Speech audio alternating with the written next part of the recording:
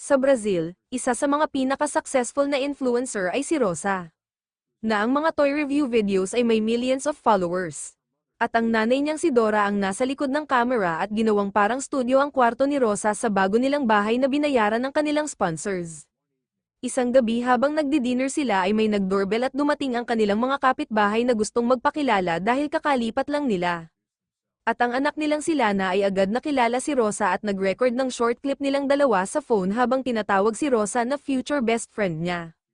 Humingi si Lana na makita ang filming room kaya dinala siya ni Rosa doon habang inimbitahan naman ni Dora ang mga magulang para magkape. Sa kwarto ay sobrang na-excite si Lana sa mga props at kahit sa kama pero napansin niya na hindi masalita si Rosa na sobrang iba sa nakikita sa channel kaya hindi alam ni Rosa kung paano magre-react at binigyan na lang niya ito ng toy.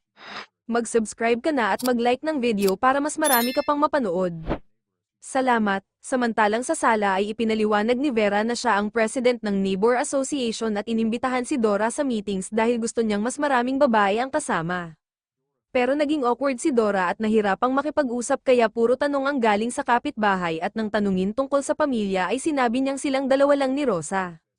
At nakaramdam din siya ng inggit sa maayos at loving na relasyon ni Vera at Bato.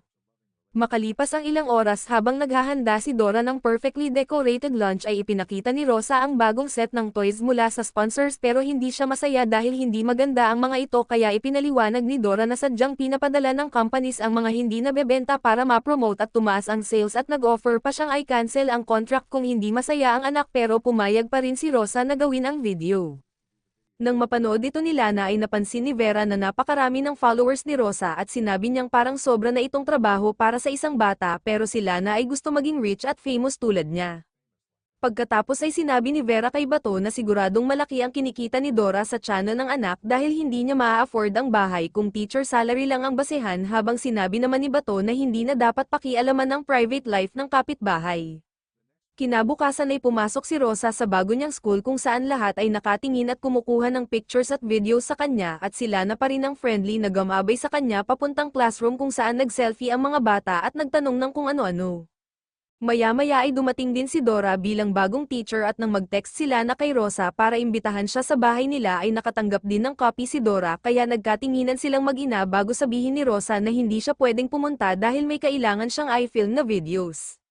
At makalipas pa ang ilang oras ay pinaalala ni Dora na malapit na ang 13th birthday ni Rosa at kailangan na nilang magplano ng party pero sinabi ni Rosa na wala pa siyang gaanong kaibigan kaya sinabi ni Dora na magbabago rin iyon at nagpakita siya ng mga cake ideas na mukhang sobrang pambata.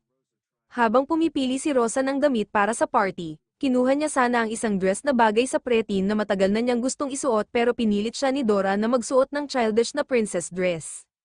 At sa araw ng party ay may mga bodyguards na nagbabantay habang ang decorations ay sobrang pambata rin.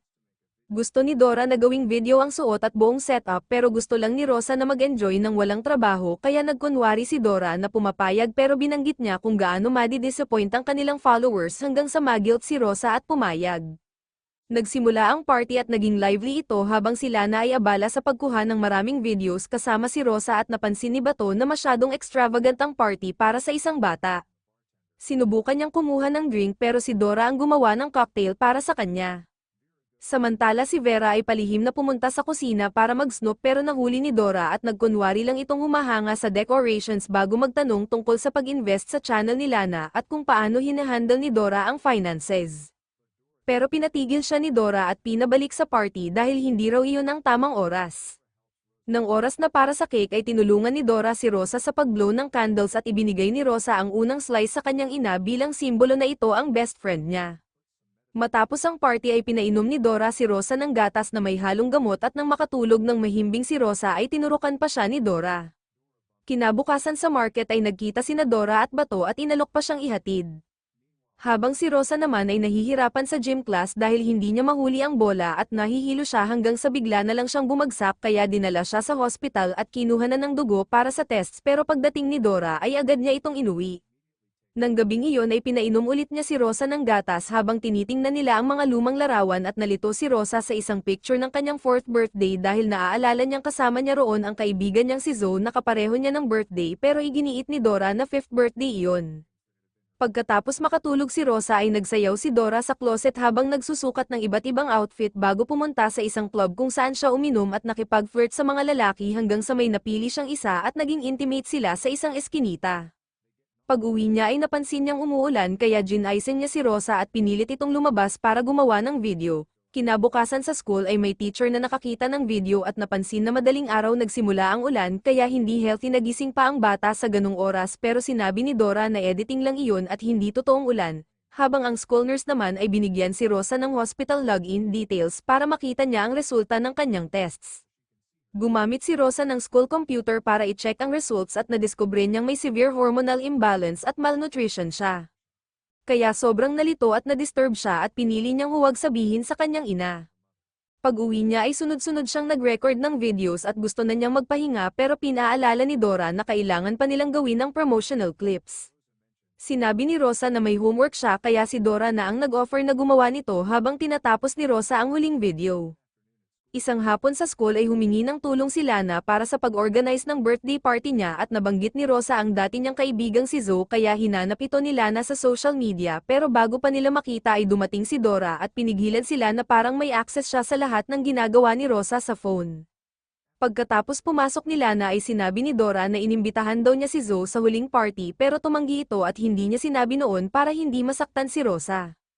Makalipas ang ilang oras ay tinulungan ni Vera si Lana gumawa ng video pero napatigil siya nang makita si Dora na tumatakbo kaya sinundan niya ito sa gym at sinubukang pag-usapan ulit ang kita ng channel ni Rosa pero umiwas si Dora at sinabing para lang iyon sa future ng anak bago umalis.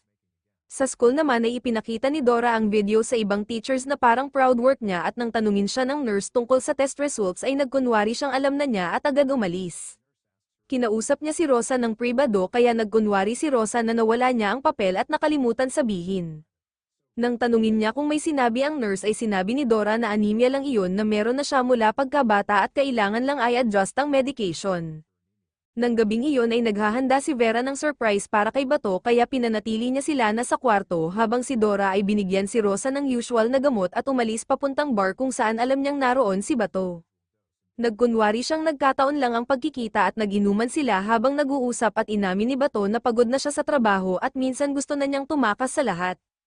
Tinanong ni Dora ang tungkol sa marriage niya pero iniwasan ito ni Bato at nang sabihin ni Dora na mahirap maging single mother ay hinawakan ni Bato ang kamay niya bilang comfort hanggang sa napunta sila sa CR at naging intimate. Samantalang sa kalagitnaan ng gabi ay nagising si Rosa dahil hindi siya komportable at may naramdaman siyang kakaibang bukol sa braso. Tinawag niya ang nanay niya pero walang sumasagot kaya siya na mismo ang nag-check gamit ang nail clipper sa banyo at nagulat siya nang may makita siyang maliit na stick sa ilalim ng balat niya. Bigla niyang narinig ang pagdating ni Dora kaya agad niyang nilinis ang lahat at bumalik sa kama at nang silipin siya ni Dora ay inakala nitong tulog na siya. Kasabay nito, sinabi ni Bato kay Vera na late siya dahil sa extra work at traffic pero pinagalitan siya ni Vera dahil hindi siya nag-text buong araw at pinaalala pa ang anniversary nila kaya nauwi ito sa malakas na argumento na narinig ni Lana mula sa kanyang kwarto. Kinabukasan ay tinanong ni Rosa si Dora kung bakit siya umalis kagabi at sinabi nitong naglabas lang siya ng basura at napadaldal sa kapitbahay pero kalaunan ay nakipagkita si Dora kay Bato ng palihim at doon na-reveal na may relasyon sila. Pagkatapos ng school ay nag-text sila na kay Rosa para gumala at halos magmakaawa pa si Rosa para payagan siya ni Dora.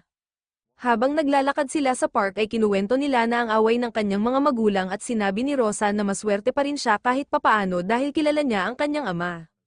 Pagkatapos ay hiniram ni Rosa ang phone ni Lana at sinabing sira ang kanya kaya binigyan siya ni Lana ng luma niyang phone. Pag-uwi sa kwarto ay hinanap ni Rosa ang maliit na tubo sa kanyang braso at nalaman niyang ito ay isang puberty inhibitor. At nang umalis si Dora para sa meeting ay nag-text si Rosa kay Zoe na sobrang saya namang makarinig mula sa kanya at sinabi nitong lumipat siya sa parehong city at gustong makipagkita. Samantala si Dora ay maagang umalis sa meeting para makipagkita ulit kay Bato. Habang si Rosa naman ay naghanap ng pera sa closet ng kanyang ina pero wala siyang nakita kundi isang negative pregnancy test na ikinagulat niya.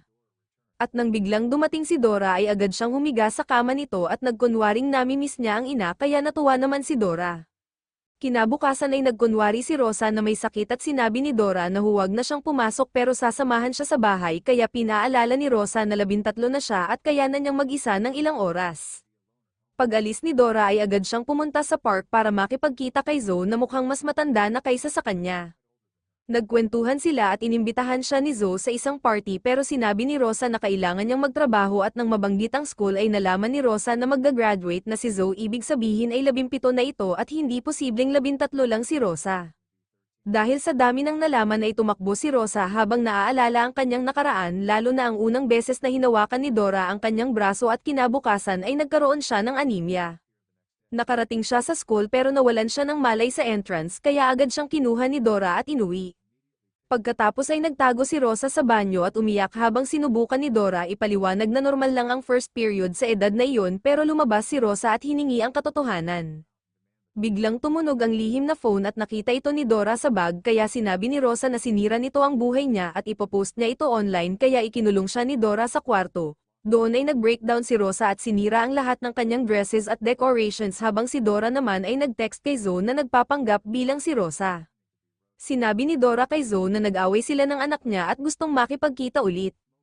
Pero makalipas lang ang ilang sandali ay hinanap niya si Zoe at binyantaan na layuan si Rosa kung ayaw niyang isumbong sa kanyang mga magulang ang mga naughty pictures na pinopost niya online. Pag-uwi ni Dora ay sinabi niya kay Rosa na kailangan nilang gumawa ng video kung gusto nitong kumain kaya napilitan si Rosa na linisin ang kalat at magpalit ng damit.